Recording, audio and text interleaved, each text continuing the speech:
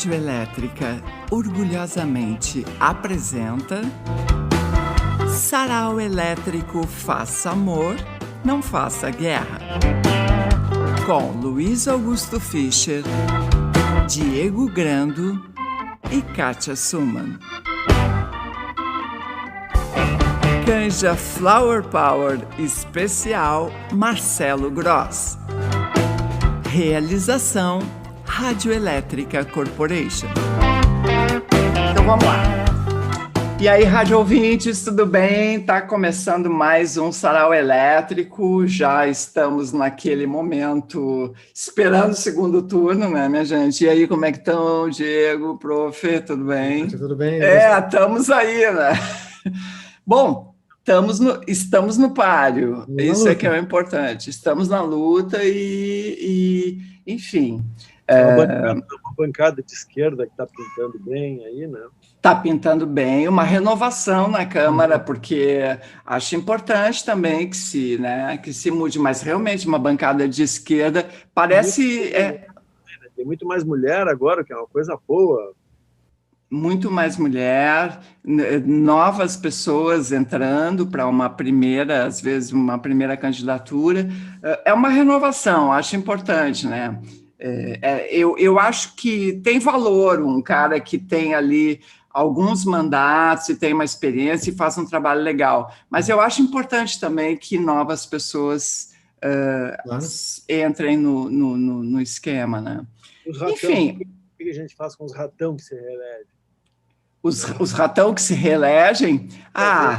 Aí é ruim, né? Mas sem tristeza, Kátia Suman. A pergunta, professor, a pergunta talvez tenha que ser o que a gente faz com os que elegem os ratão, que se reelegem, né? Bom. Aí complica, não, já estraguei aqui o clima. Aí acabou o clima paz e amor. Agora começou a polarização. O assunto aqui não é só paz e amor, o assunto é o que mesmo. Professor, tu nem prestou atenção no tempo. Faça amor, não faça guerra, tem toda uma outra dimensão, entendeu? Tá certo. Eu só quero ver qual é o desdobre que vocês já estão aprontando, que eu estou sentindo aí que tem um desdobre vindo. Bom, tá, a gente já falou de tudo, eu só não falei ainda que eu mudei aqui a minha perspectiva. Hoje eu estou toda atravessada aqui porque eu resolvi... eu sou uma pessoa meio maluca, eu resolvi... Não dá para ver, né? Lixar o parquê. Só que a pessoa, assim, eu tinha que arrumar, botar uma massa, rejuntar. Só que eu não tenho uma lixadeira elétrica, né? É no braço, entendeu? Estou quase louca, não vou mostrar aqui para vocês. Olha só, olha aqui. Não dá para ver. Não, mas olha ali, tá vendo? O balde. Olha, tô quase louca, mas...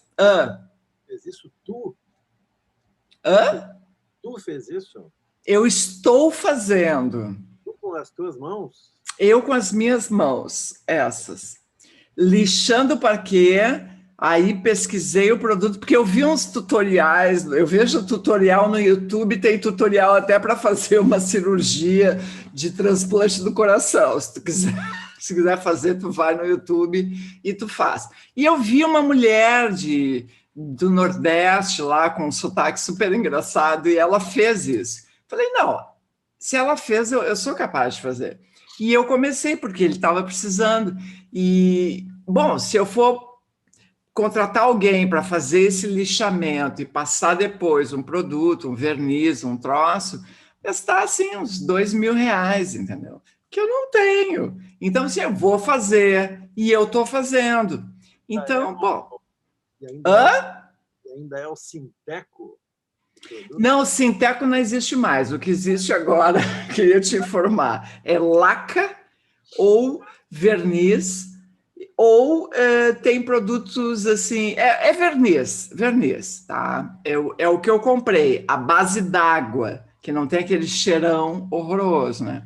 Mas eu tenho que primeiro lixar o parquê, rejuntar, porque tinha umas frestas, e... olha, assim, é uma coisa inacreditável, mas tá. Palminhas. Tem a mãozinha aquela para bater palma.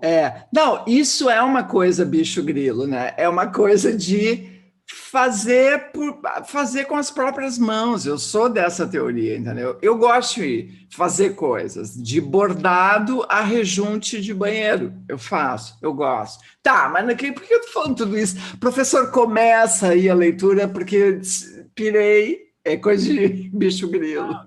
Tu tá abrindo teu coração numa vibe do it yourself, aquela coisa.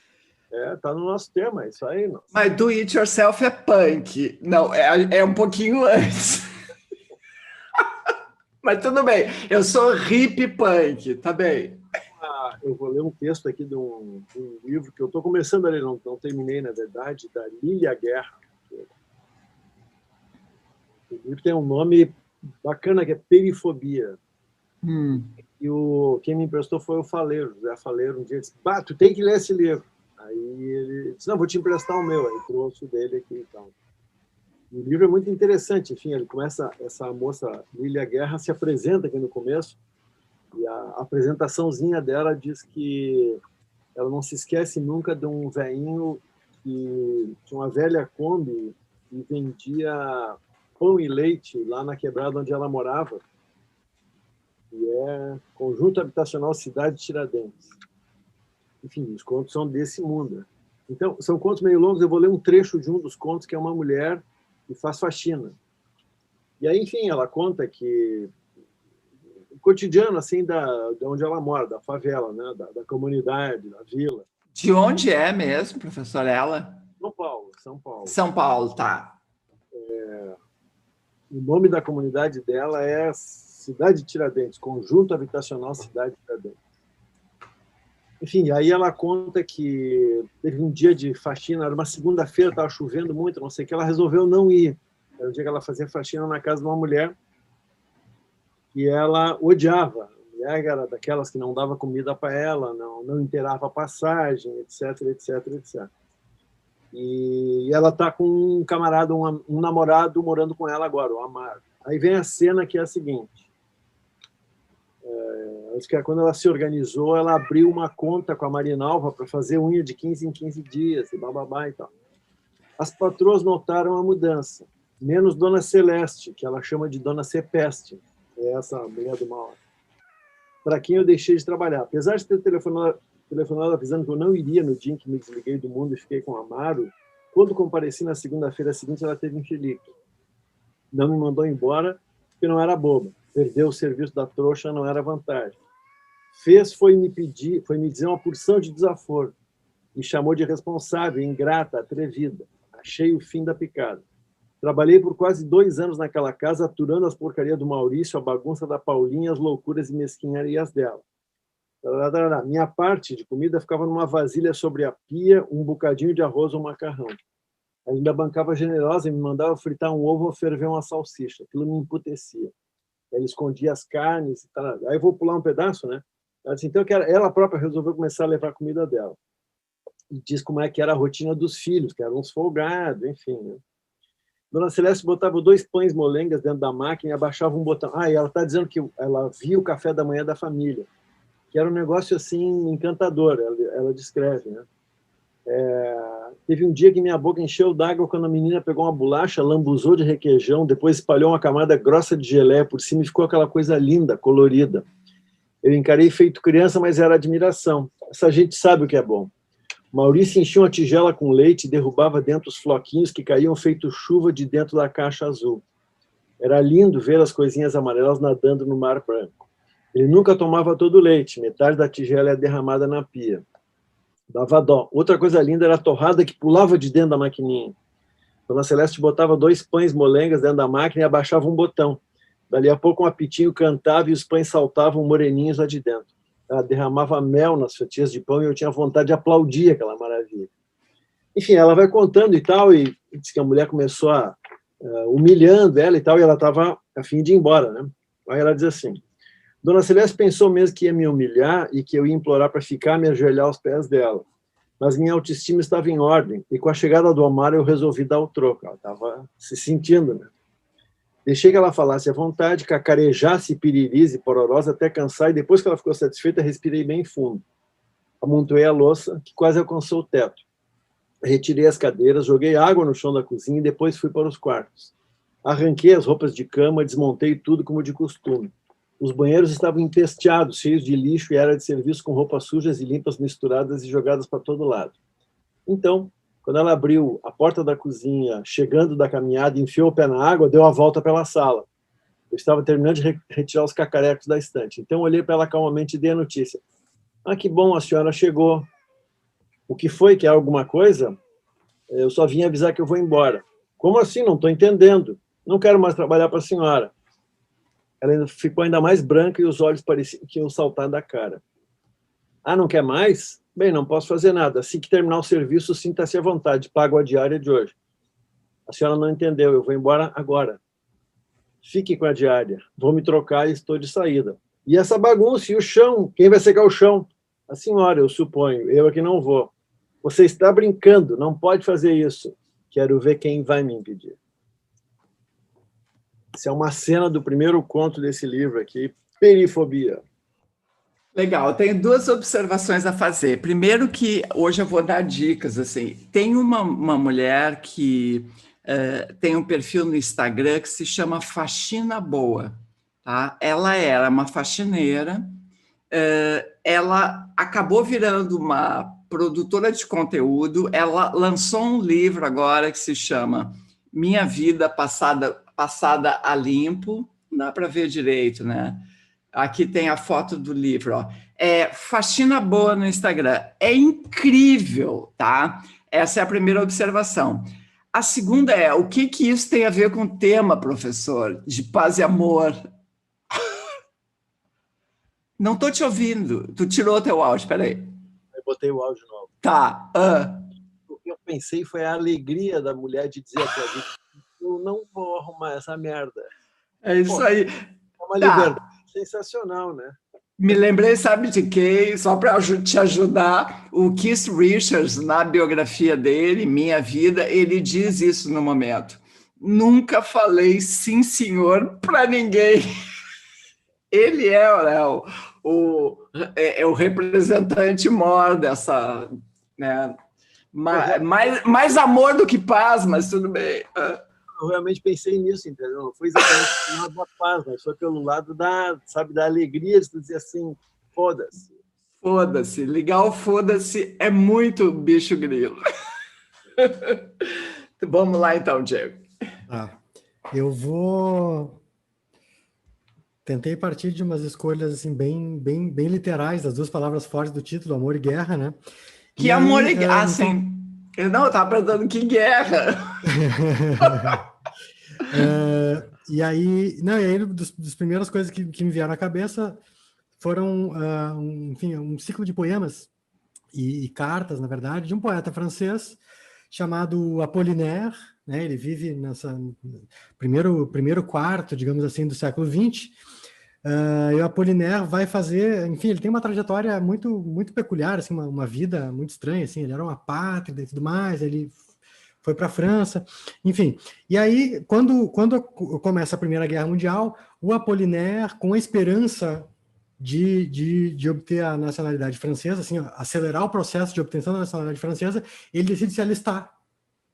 E com isso ele combate na Primeira Guerra, e aí e depois, acho que 2 anos depois, ele vai ser ferido, e aí ele vai ficar um tempão hospitalizado e tudo mais.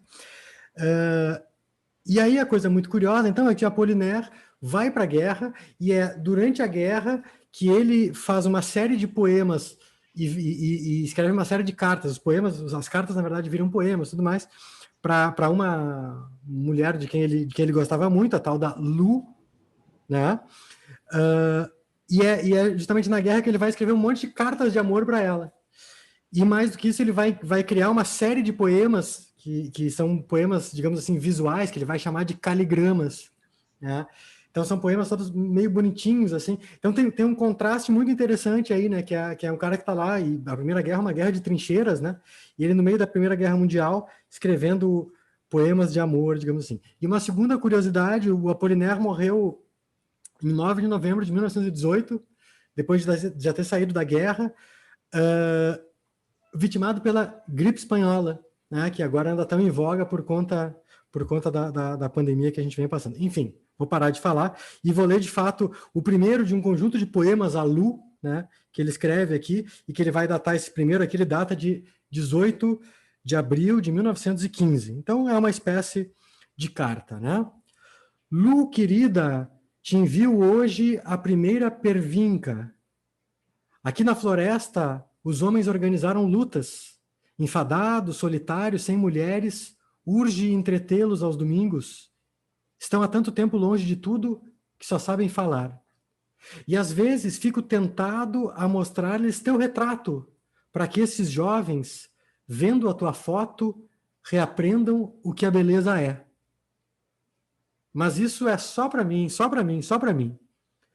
Tenho o direito de falar a esse retrato que empalidece, a esse retrato que se apaga, que fito às vezes por muito tempo, uma hora, duas, e também os 2 pequenos retratos milagrosos. Meu coração, a batalha aérea parece durar para sempre.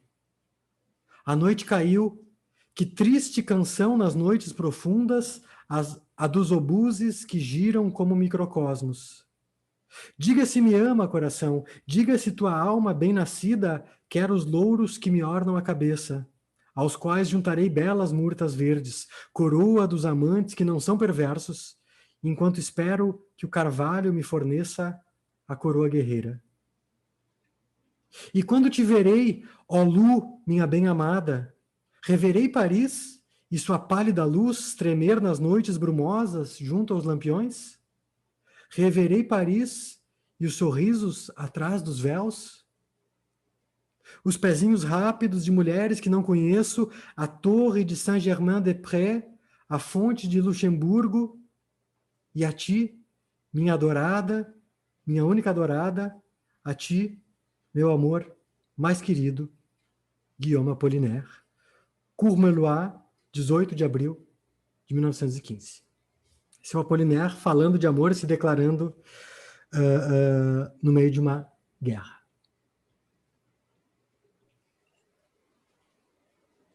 Abre o microfone aí, Kátia. Pô, essa inexperiência é complicada, né? Não, assim, ó, eu fiquei meio não, sem saber o que ler também, entendeu? Então, eu fiquei, assim, tentando ler alguns autores da época e tal, e nada eu conseguia segurar, achava tudo meio, assim, tudo que eu lia, né, nessa época em que eu era jovem, e anos 70 e tal. E aí me ocorreu assim de citar aqui o Galeano, porque aquele livro As Veias Abertas da América Latina foi assim um clássico, né, dessa geração, aqui pelo menos na América Latina, aqui no Brasil bastante. Ele foi escrito no começo da década de 70, exatamente na época em que a América Latina era governada basicamente por ditaduras militares de direita, apoiadas pelos Estados Unidos. E esse livro, nossa, esse livro andava assim na bolsa de couro de todos os ripongas da época, era um tipo assim, tinha que ser lido, né?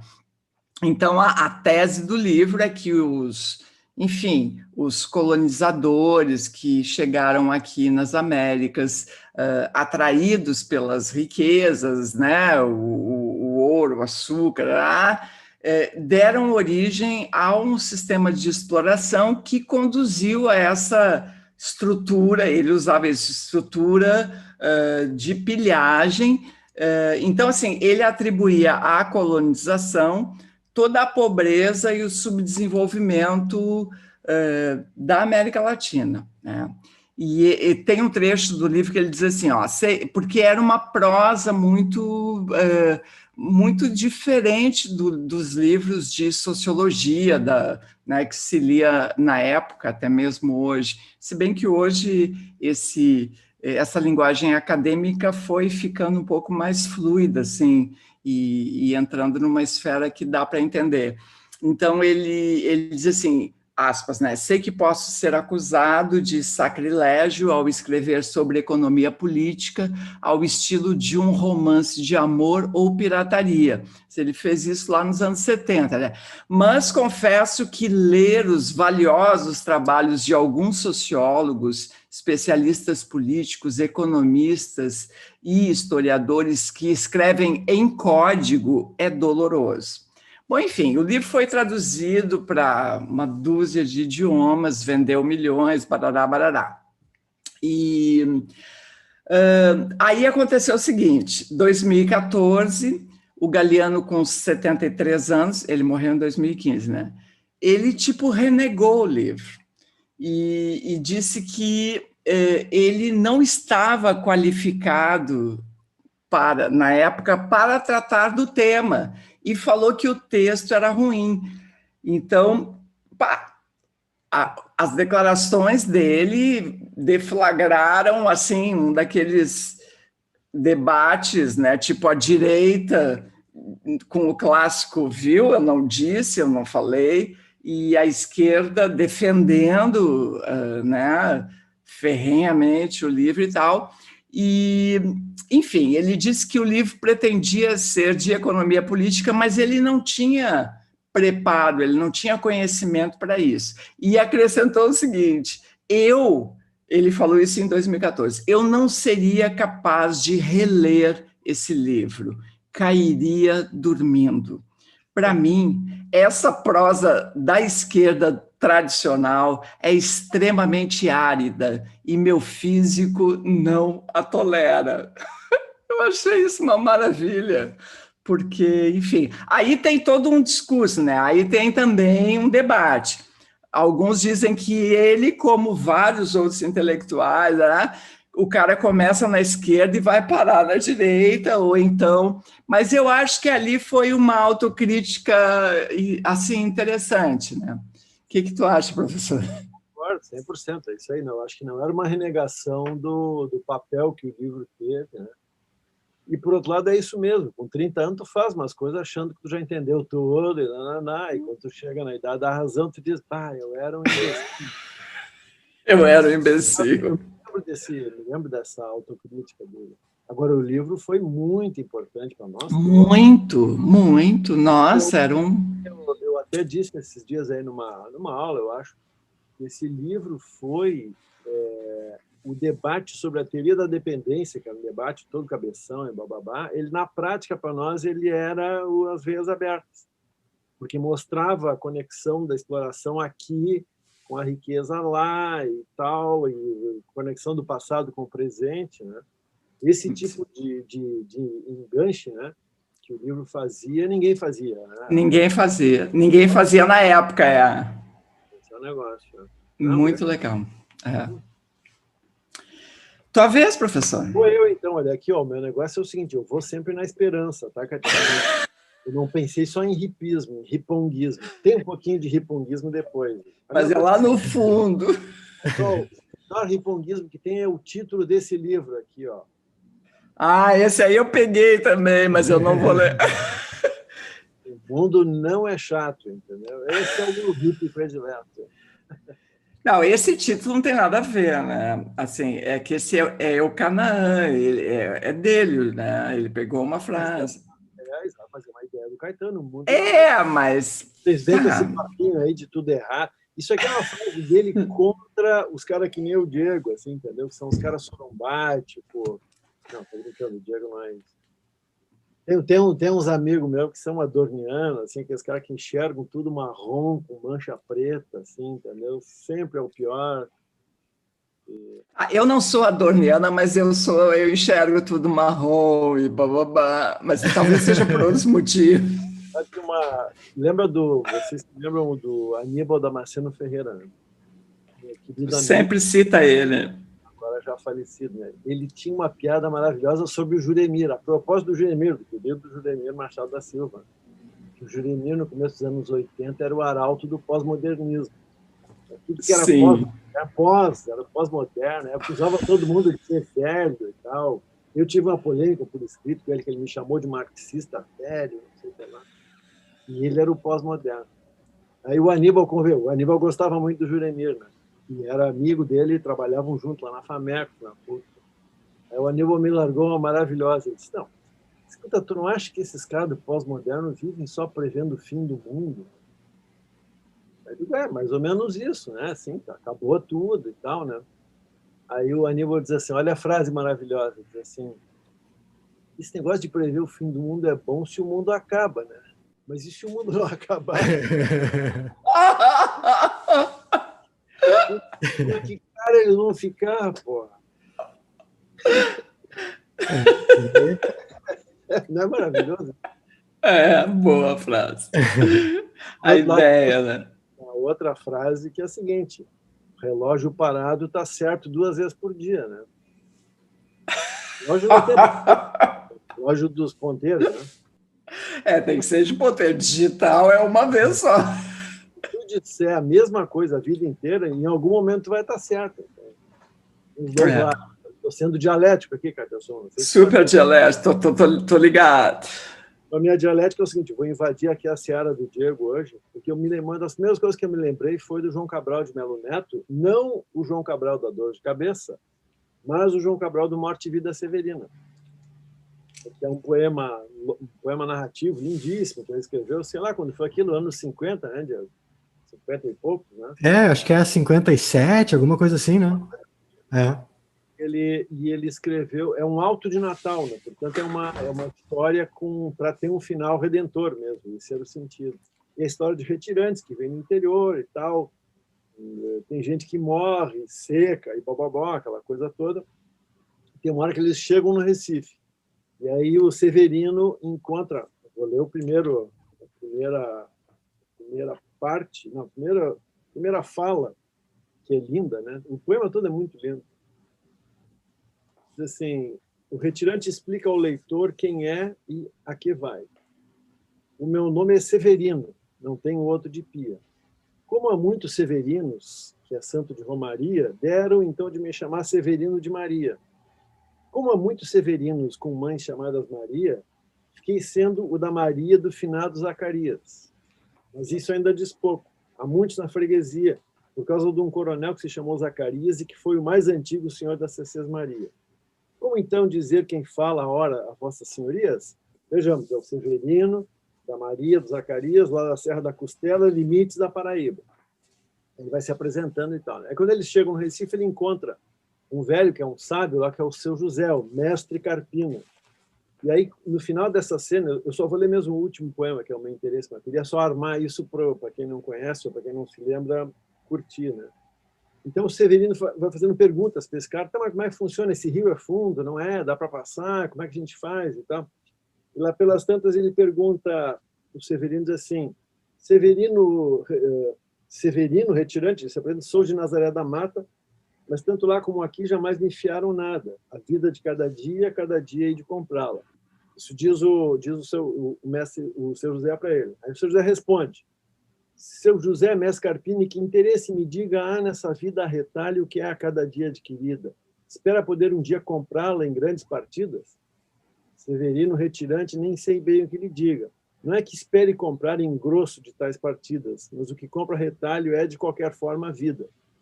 Mestre Carpini é um cara positivo, né? Vamos lá e tal. E aí termina o Severino fazendo uma pergunta para ele. Seu José Mestre Carpina, que diferença faria se, em vez de continuar, tomasse a melhor saída, a de saltar numa noite fora da ponte da vida?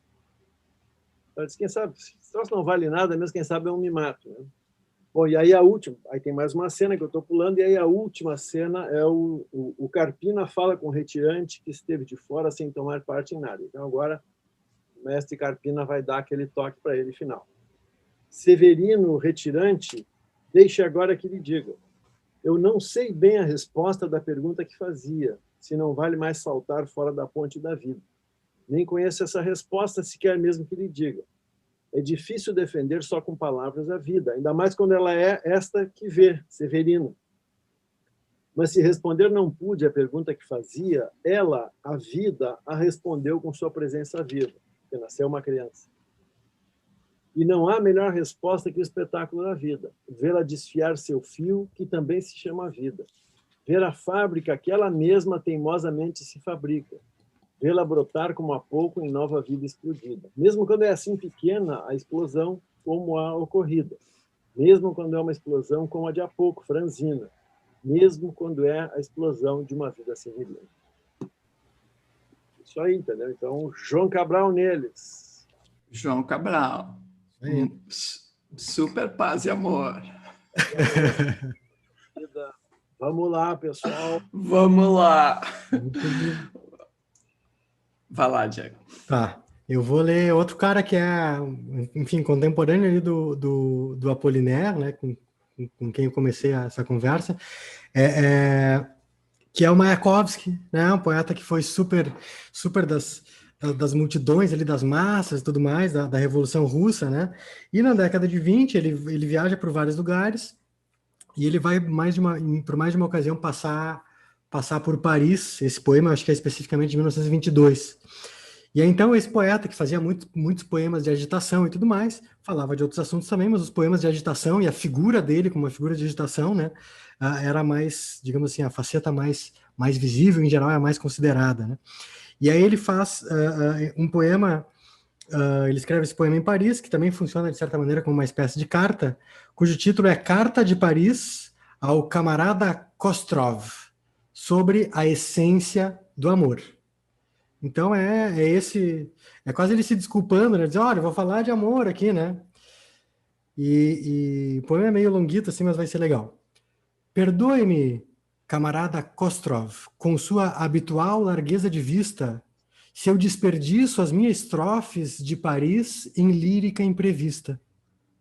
Imagine, uma beleza entra na sala vestindo peles e adereços. A essa bela presa, a minha fala, não sei se bem ou mal, eu endereço. Sou russo, camarada, e sou famoso em meu país. Isso é tipo o cara, né, chegar em outro lugar e dizer que é de Porto Alegre, né? Sou famoso em Porto Alegre. Já tive muitas namoradas bonitas. Todas as que eu quis. As mulheres amam os poetas. Sou vivo. Minha voz é de bom timbre. Tonteio como éter.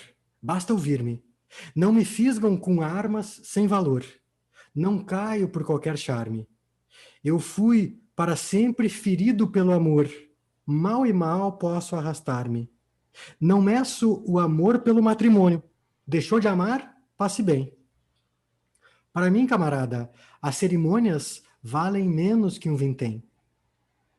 Para que ficar falando à toa? Deixe de onda a formosura. Eu não tenho mais 20 anos, mas 30 e outros tantos, fora da conta. O amor não está em ferver bruscamente, nem está em acender uma fogueira, mas no que há por trás das montanhas do peito e acima da jungle cabeleira. Amar é ir ao fundo do cercado e até que a noite corvo negro chegue, cortar lenha com chispas no machado e a nossa própria força pôr em xeque.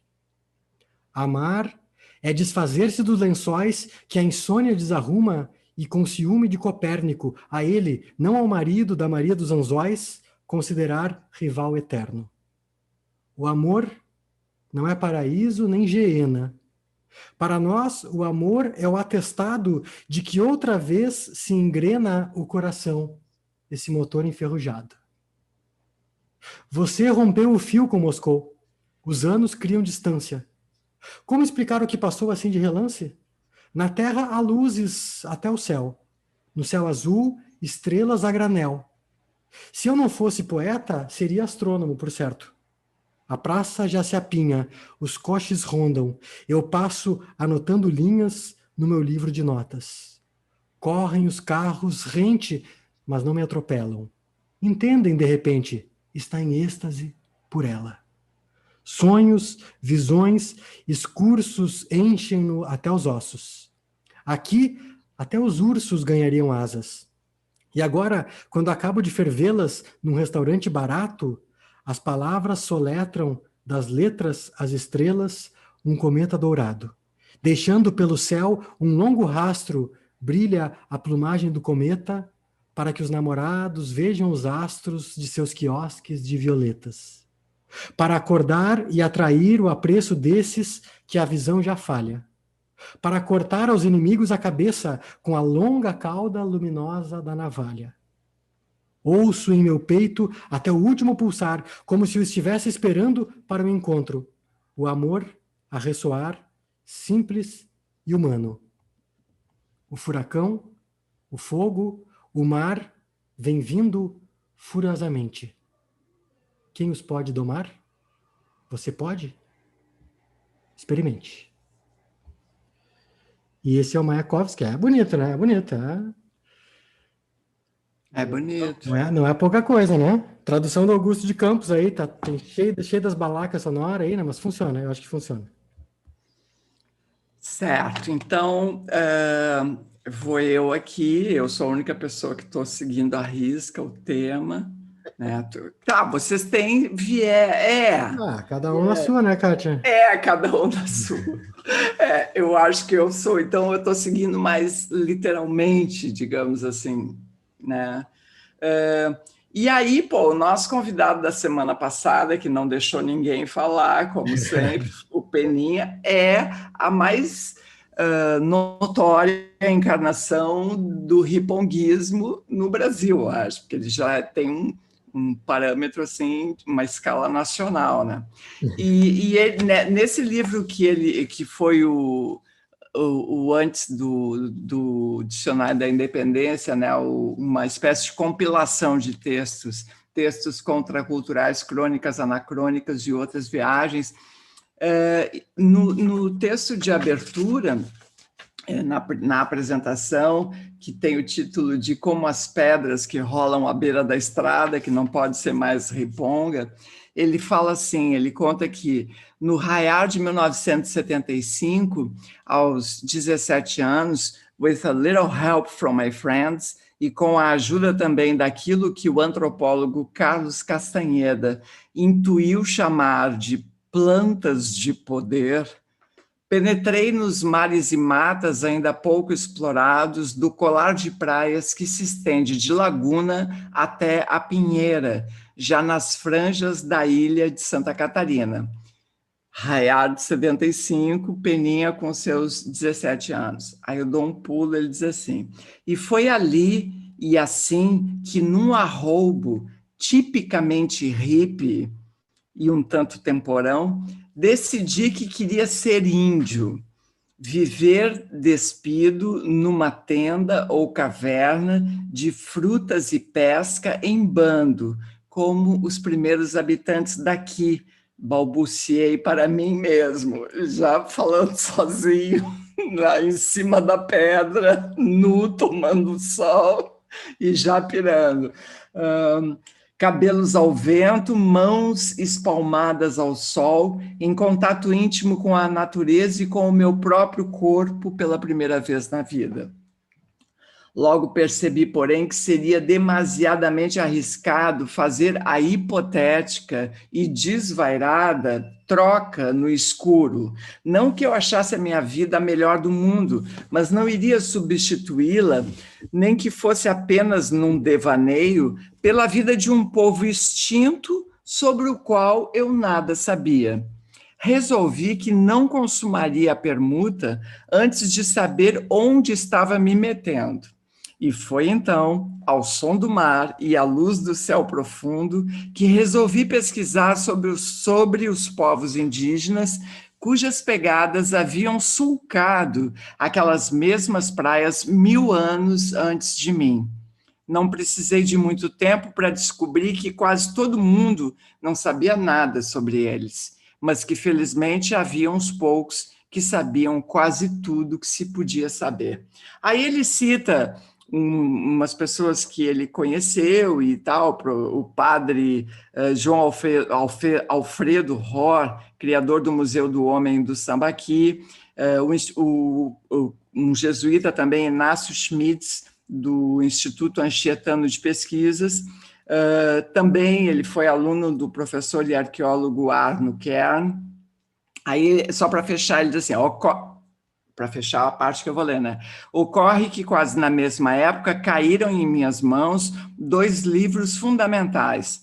Enterra em Meu Coração na Curva do Rio, de Dee Brown, e As Veias Abertas da América Latina, de Eduardo Galeano. Aí fiquei obcecado. E a partir daí, então, ele resolve pesquisar sobre os índios e depois ele percebe que é mais fácil, ele diz isso, pesquisar sobre os homens, que ele queria, os homens que aqui chegaram, era mais fácil de, né, pesquisar através de documentos e barará.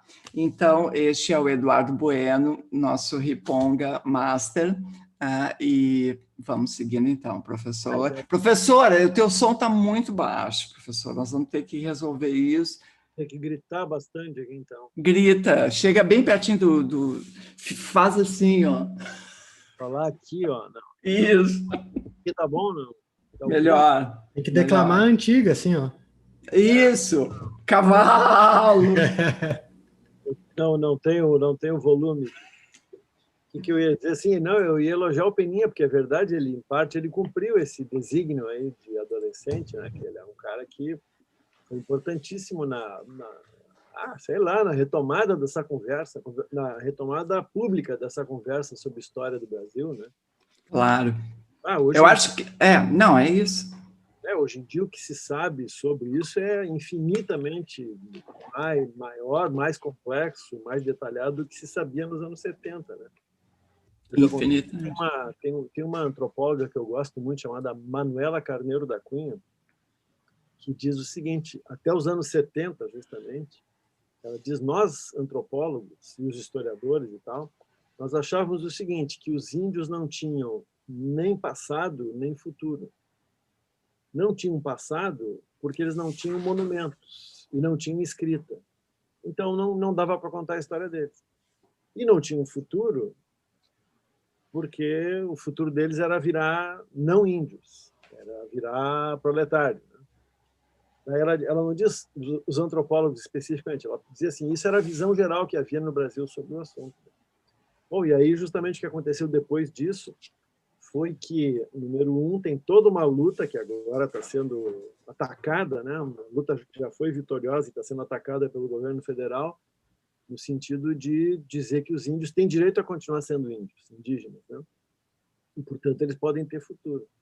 E eles têm passado porque aí, por métodos indiretos, tu tem acesso ao passado, histórias do passado, seja pela mitologia, que tu pode ir juntando, comparando e tal, seja por essa arqueologia, ou essa ligação de arqueologia com antropologia.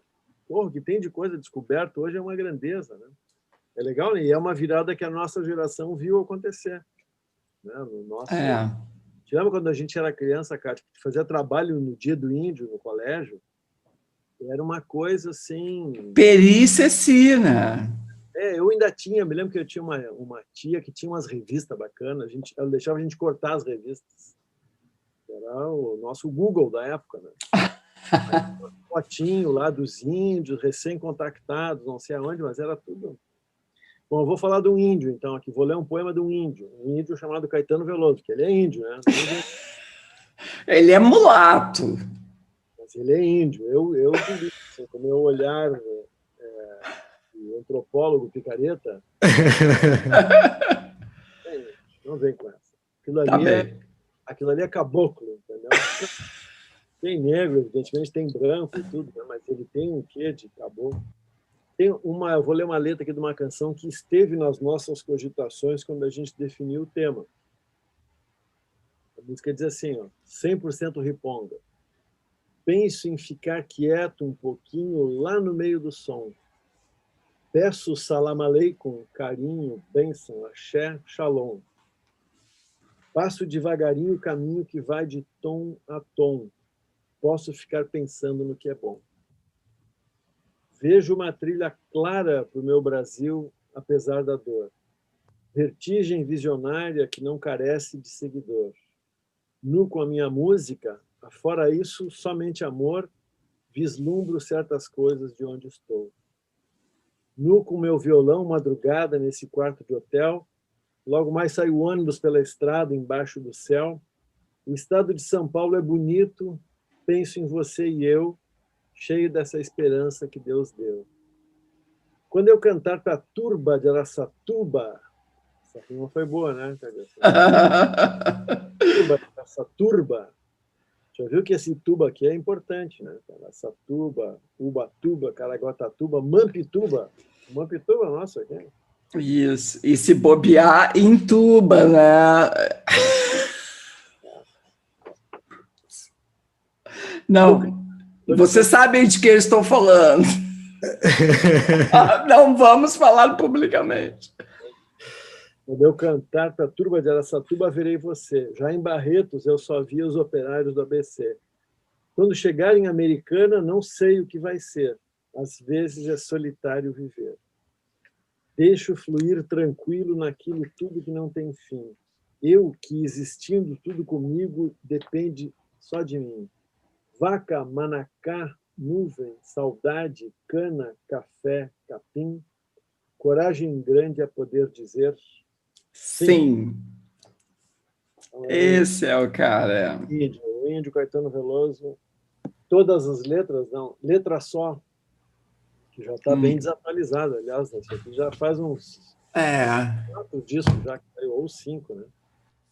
É, muito bom. Legal, legal. O Caetano é o cara. Eu fiquei pensando esses dias assim, que dos caras que eu lia, ouvia, curtia, quando eu era adolescente, o Caetano é o único que eu consigo assim, ter a mesma admiração, o mesmo entusiasmo, me provoca a mesma coisa. Assim. Os outros artistas, quer dizer, enfim... A gente fica com um olhar mais crítico, ou o cara fica meio xoxo, ou sei lá o que é. Mas o Caetano é... Eu tenho o Caetano, o Paulinho da Viola, mas deixa eu dizer uma coisa. Eu só tenho uma crítica a fazer. O cara que organizou esse troço aqui é um inimigo do Caetano. Ele quis ser mais engraçadinho que o Caetano. Aí o cara organizou por temas isso aqui, entendeu? As letras. Temas que ele inventou, então subjetivos, assim. Projeto Brasil. Aff. Essa cidade me atravessa. Mas depois tem um índice pelo nome das canções. Não importa, tem. Mas garanto que esse índice foi a editora que mandou fazer as coisas. Obrigou. O cara não queria. Não. Deus e sem Deus. Pedra, olha o nome dessa sessão, Pedra, Vida, Flor. Ai, não. Sem mais perguntas, Mili. Vai lá, Diego. Não. Nem vamos falar o nome do cara de novo, porque não merece. Tá, eu vou ler aqui, tô chegando aqui nos... Tu tá chegando no tema. Tô chegando... Não, tô tentando, né? Eu falei bastante de amor, de pessoas que estavam na guerra e tudo mais, essa coisa... que também foi elaborando aí a temática. Eu vou ler um poema aqui do Ferlinghetti, Lawrence Ferlinghetti, que é da Turma Beat. Assim, a Turma Beat se diferencia dos hips por ser um pouco anterior e por usar drogas... Pré-hip. Pré-hip e não tinha quase que uma exclusividade da maconha, assim, não tinha o maconha LSD, né? Assim, era maconha... Tinha umas drogas mais... aceleradas. Muito álcool também, né? Muito álcool e aqueles remédios, aquelas coisas que não combinam tanto com o paz e amor. Então ainda tem uma revolta e tem um amor, mas a paz está meio de caminho, né? Esse aqui é bem revoltadinho. A paz está meio prejudicada. Não, tem aquela coisa, né, de passar ali Guerra da Coreia e tudo mais, Vietnã, e mandar os caras, né, dizer que tá tudo errado, né? Mas não é propriamente um pacifismo assim tão fofinho. Mas, enfim, eu vou ler aqui um que é revoltadinho, assim, cujo título é Saudação. A cada animal que abate ou come sua própria espécie, e cada caçador com rifles montados em caminhonetes, e cada miliciano ou atirador particular com mira telescópica, e cada capataz sulista de botas com seus cães e espingardas de cano cerrado, e cada policial guardião da paz com seus cães treinados para rastrear e matar, e cada tira a paisana ou agente secreto com seu coldre oculto cheio de morte, e cada funcionário público que dispara contra o público ou que alveja para matar criminosos em fuga, e cada guarda civil em qualquer país que guarda os civis com algemas e carabinas, e cada guarda fronteiras, em tanto faz qual posto da barreira, em tanto faz qual lado de qual muro de Berlim, cortina de bambu ou de tortilha, e cada soldado de elite, patrulheiro rodoviário em calças de equitação sob medida e capacete protetor de plástico e revólver em coldre ornado de prata, e cada rádio-patrulha com armas anti-motim e sirenes, e cada tanque anti-motim com cacetetes e gás lacrimogênio, e cada piloto de avião com foguetes e napalm sob as asas, e cada capelão que abençoa bombardeiros que decolam, e qualquer departamento de Estado de qualquer superestado que vende armas aos dois lados, e cada nacionalista, em tanto faz que nação, em tanto faz qual mundo, preto, pardo ou branco, que mata por sua nação, e cada profeta com arma de fogo ou branca, em quem quer que reforce as luzes do espírito, a força, ou reforce o poder de qualquer estado com mais poder, e a qualquer um, e a todos que matam, e matam, e matam, e matam pela paz, eu ergo meu dedo médio na única saudação apropriada. Esse é o Lawrence Ferlinghetti escrevendo diretamente da prisão de Santa Rita em 1968. Super paz e amor. Super paz e amor, né? Meio assim, sei lá. É. Não, tudo bem. É que mandar, enfim, juntou com a história do professor Fischer do início, do tacar o foda-se e tudo mais, né? Não, depois do foda-se vem a paz, né? Depois do foda-se vem a paz. Não, eu queria te pedir para tu deixar eu compartilhar uma tela. Eu queria, assim, eu vou falar de índio, tu vê, a gente está nessa batida aqui de índio, né? E eu estou dando dicas, né? Eu já falei ali do Instagram da Faxina Boa, que é uma faxineira. Ela é maravilhosa, né? E ela deixou de ser faxineira agora, assim, no ano passado, e está fazendo conteúdos e tal, mas ela é incrível, a abordagem dela, o orgulho dela, o jeito dela se comunicar e a visão que ela tem, né? É um lado de conviver, como aquele relato ali que o professor leu no começo, né? Que é o outro lado da coisa, né? Esse aqui é um podcast que eu adoro, chamado Escafandro.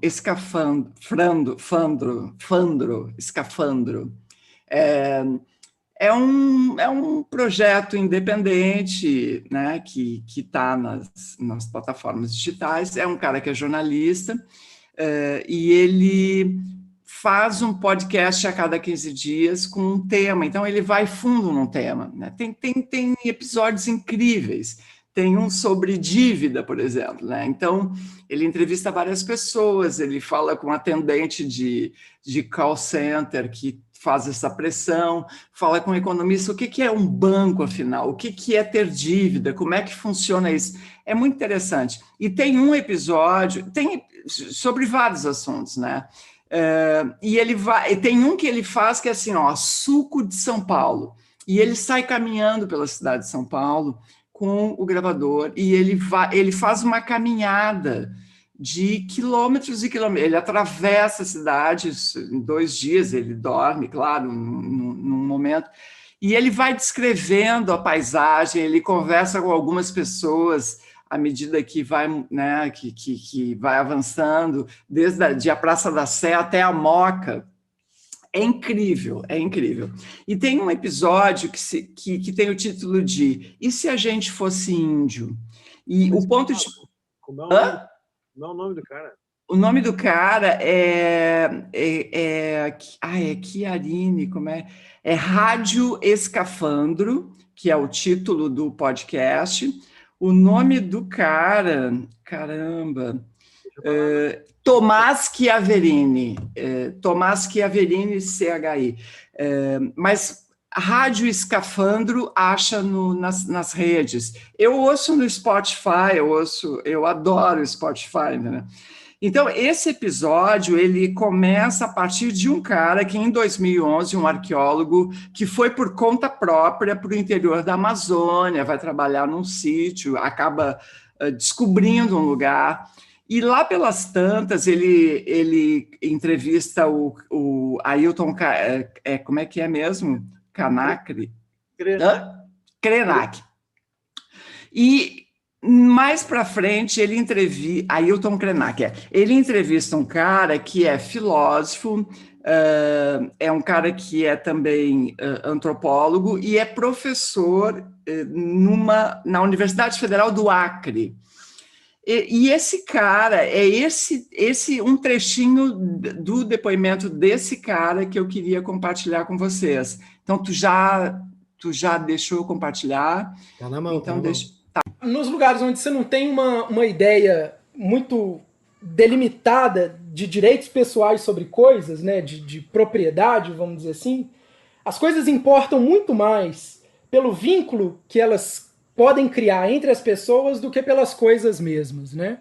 Muitas vezes você vai numa aldeia e você tá bem recebido por uma família e você quer dar um presente muito legal, muito bom, que você gosta, para um amigo que te hospedou, que te alimentou, que te ajudou. E aí vamos supor, você compra uma faca, né, que é uma coisa útil na floresta, e dá para aquele camarada, né?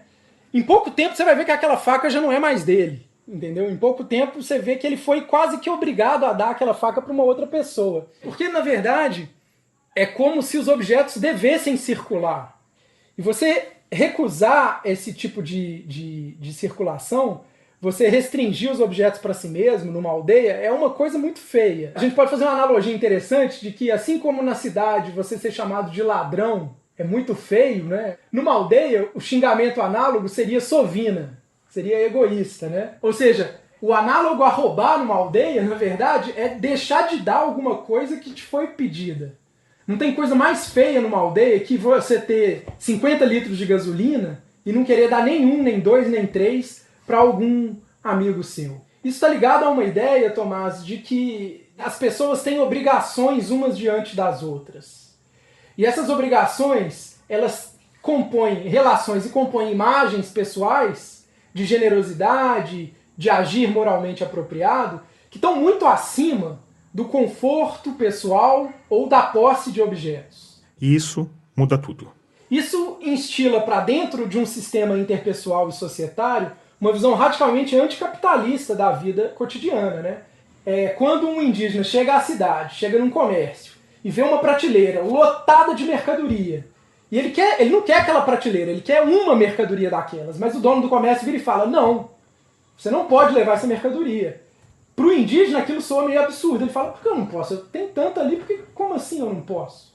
E o momento inverso e análogo seria você ter muita coisa, você tá bem, e você vê uma pessoa que não tem nada, e aquilo não te obriga a dar algo para aquela pessoa.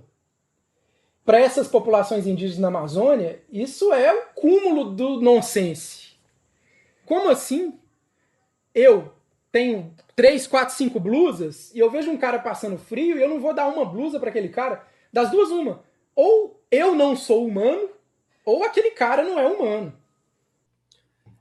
Eu achei incrível isso, entendeu? Quer dizer, a gente sabe que é essa lógica deles.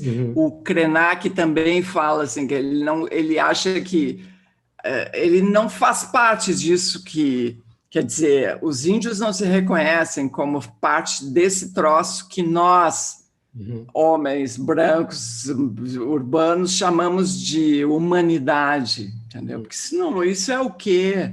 Isso é um troço que não deu certo, né? Então, o Krenak fala essa pandemia é um sinal assim evidente para quem queira ver, né, de que há algo muito errado assim no nosso, né, na nossa vulnerabilidade, a maneira como a gente fragilizou e destruiu um possível equilíbrio, né, entre as espécies e tal.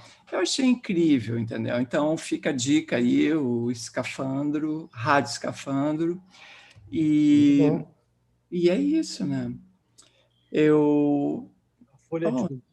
Na Folha de Domingo agora tinha um artigo do Reinaldo José Lopes, que é um cara que eu gosto muito, que é jornalista sobre ciência, né? Aí ele conta, não sei em que parte lá da Mata Atlântica, de uma reserva que tem, que é um dos pedacinhos que sobraram, né, da Mata Atlântica.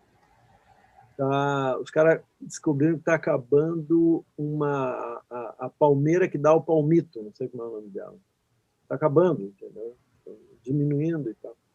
Aí foram descobrir porque tem muito macaco prego que come aquilo ali.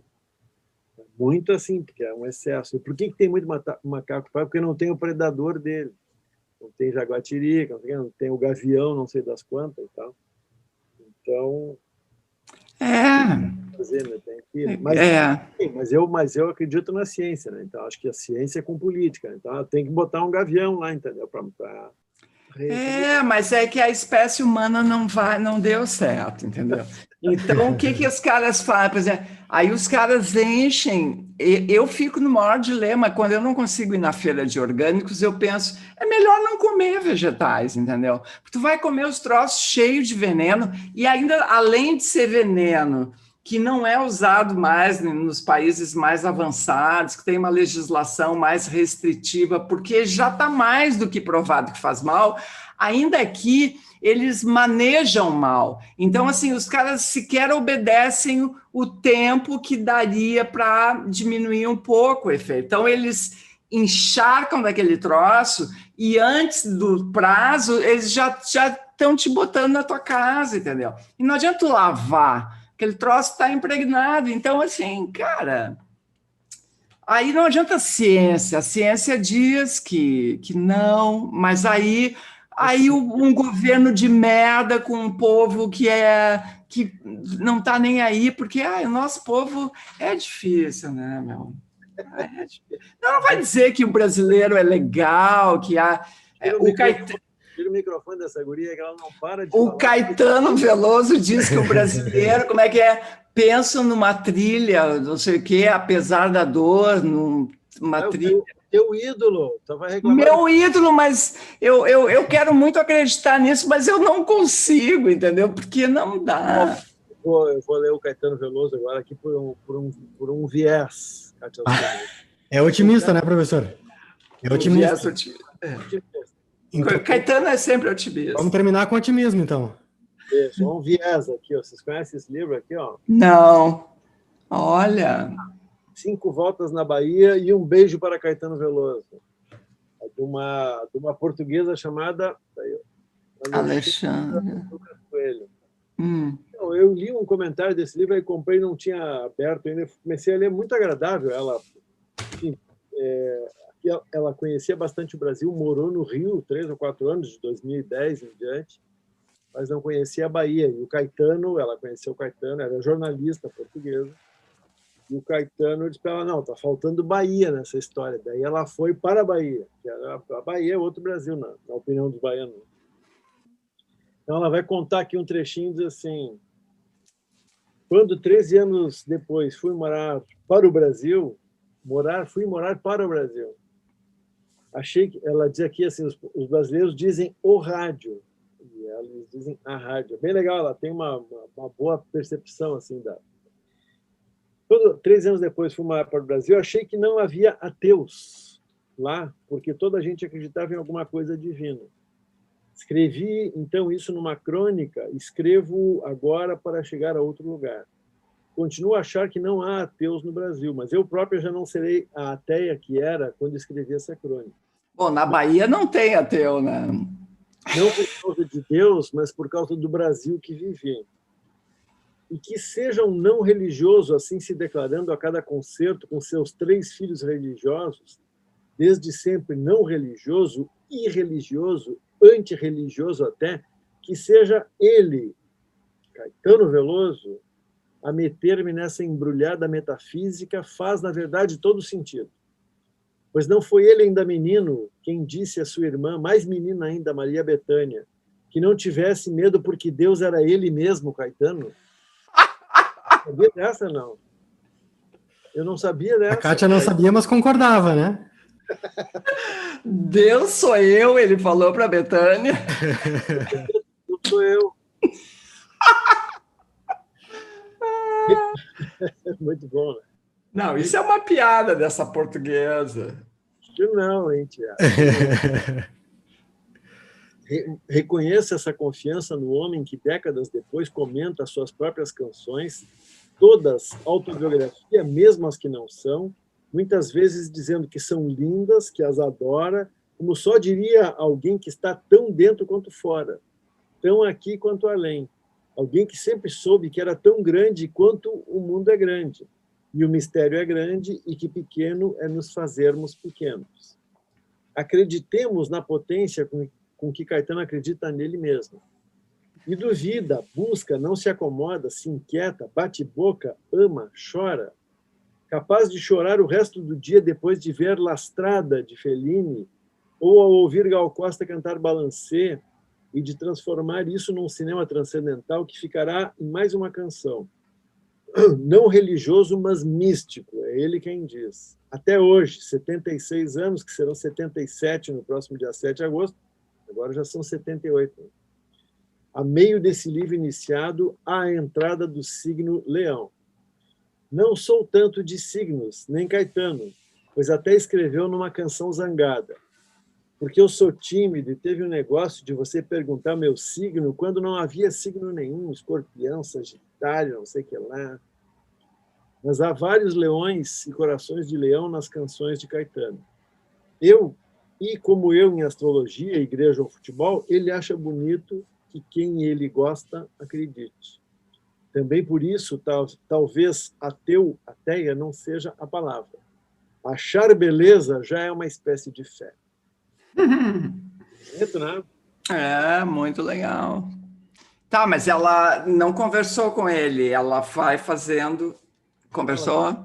Eu tô aqui a um quarto do livro. Aqui. Aham. É muito agradável, ela conversa e ela conhece muito, ela maneja a história da Bahia e o que ela está vendo na Bahia com o que ela e com o que ela sabe do Caetano, que ela leu e ouviu. Né? Sim. Mas é muito legal. O Caetano como um guia histórico, entendeu? Para ela conhecer a Bahia. Uhum. Muito. Pegou um guia bom, a guria. Deus, né? E o Caetano é o único ateu da Bahia, né? Bom, o seguinte, era isso, né? É isso. Meus queridos, nós vamos então para a nossa canja Flower Power especial. Antes da canja, diga. tem que passar algum chapéu, alguma coisa assim? Pelo amor de Deus, vamos passar o chapéu. Tem algum lugar aqui embaixo, ali no canto, ou ali, dá o like, joinha. Procure, faz tudo aí, que essa coisa de ficar mendigando like, mendigando uma graninha, mas a gente precisa. Então, assim, se vocês puderem colaborar, vai estar aqui na descrição do vídeo, aqui embaixo, em algum lugar aí vai estar uma conta com nome, com darará. Aí eu botei a minha conta, aí no outro dia eu recebi uma mensagem assim, pelo amor de Deus, tira o teu CPF da coisa, porque eu trabalhava em banco, que isso não sei o que, tu pode ter problema. Eu tirei meu CPF, pelo amor de Deus. Tô louca que tem o tal do Pix, que aí tu bota ali o pá, né? Mas o Pix é daqui a pouco. Mas aí eu boto o CPF, depois eu tiro o CPF. Aí uma amiga minha falou assim, tu consegue o CPF de qualquer pessoa, se tu digitar agora aqui Luiz Augusto Fischer, aparece CPF, o Diego Grande aparece CPF. Enfim, mas eu não quero levar um tufo, já pensou ter a minha conta hackeada? Pelo menos, se ninguém me chama para uma rachadinha, para uma coisa assim, é só para me ferrar. No caso, o que importa é o nosso pedido de colaboração para os queridos ouvintes e telespectadores aí do Sarau. Obrigada, professor. Eu avacalhei. Eu vou pedir avacalho no meio do pedido, a pessoa desiste. O pessoal se sensibilizou com isso agora. Isso aí, Kátia, assuma, é que tu é hippie, não adianta. Pior é que tu é hippie, negativa, Kátia Soma. Tem que ser hippie. Mas é como Caetano, que é Odara e ateu. São, entendeu? Paradoxo, é a complexidade da... Eu entendi. Vocês, baianos, são assim, né, Kátia Soma? É isso aí. Nós baianos, é. Então tá, meus queridos, vamos ficar agora com o Marcelo Gross e a nossa canja Flower Power especial da noite. Até semana que vem. Valeu. Beleza, galera? Tudo certo? Eu sou o Marcelo Gross e hoje quem vai dar essa canja no Sarau Elétrico especial sobre Flower Power, que é um assunto que me gusta muito. Queria inclusive indicar um livro, que é o Teste do Ácido do Refresco Elétrico, do Tom Wolfe, que narra a transformação dos beatniks em hippies, né? Uma viagem de ônibus pelos Estados Unidos ali, experimentando substâncias lisérgicas, aquela coisa do descobrimento e da transformação. Então eu indico muito esse livro aqui. Tem personagens reais aqui, o Neil Cassidy, né, que era o Saul Paradise, do livro do Jack Kerouac, On the Road, o pessoal do Grateful Dead. Então, muito legal. Vou tocar uma música aqui dessa época de um carinha que eu acho um dos grandes representantes ingleses do Flower Power, que é o Syd Barrett. Vou tocar uma música que é o primeiro single do Pink Floyd, chamada Arnold Lane.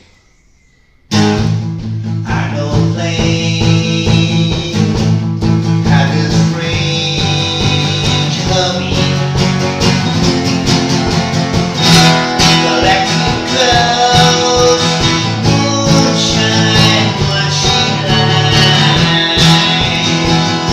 He's sitting fine on the wall. I hang a song mirror.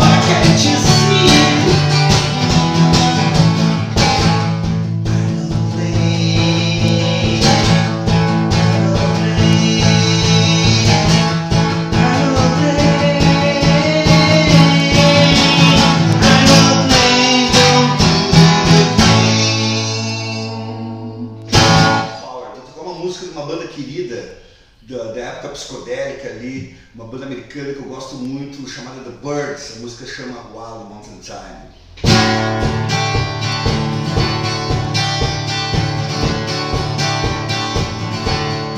Oh, the summertime is coming.